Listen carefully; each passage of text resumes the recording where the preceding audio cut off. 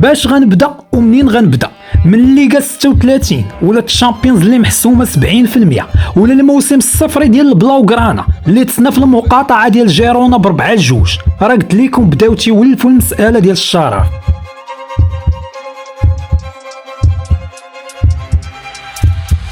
هذا الفيديو فيه 3 ديال الدقائق مدريدي خصك تشوفه، حيت اليوم راس العام عندنا غتلقاوه في يوتيوب. حتى الناس ديال البارسا مرحبا بكم، في اخر المطاف راه بغيناكم غير ترجعوا للمنافسه.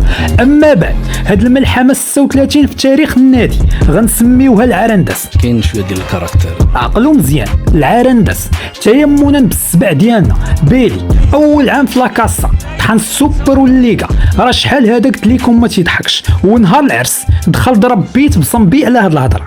هاد الشيء ما جاش من فراغ، سولوا بينتوس اش كيدوز في الكواليس. لونطرينمون ديال الصح والديسيبلين، ما تيقتيش ياك ضرب على كارباخال، هذا راه بوحدو ملحمه.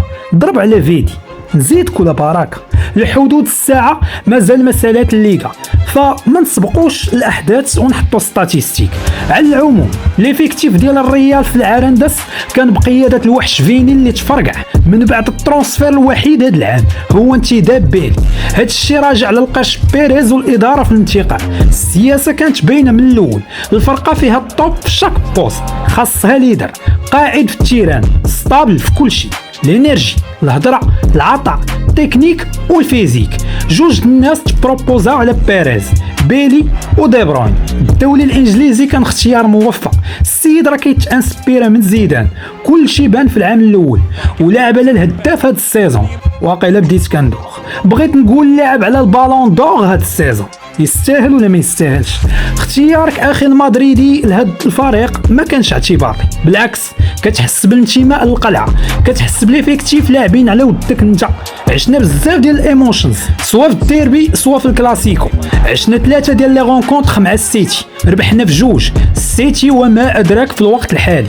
واخا نهضر بزاف ما غنوفيش حق هاد ليكيب علينا. 3 تشامبيونز ليغ كونسيكيتيف مع زيدان، دوري 100 نقطه مع مورينيو، 36 ليغا، 14 تشامبيونز ليغ و15 جايه في الطريق. خاصك تحس بالفخر والاعتزاز لانتمائك لهذا الكيان. وما تنساش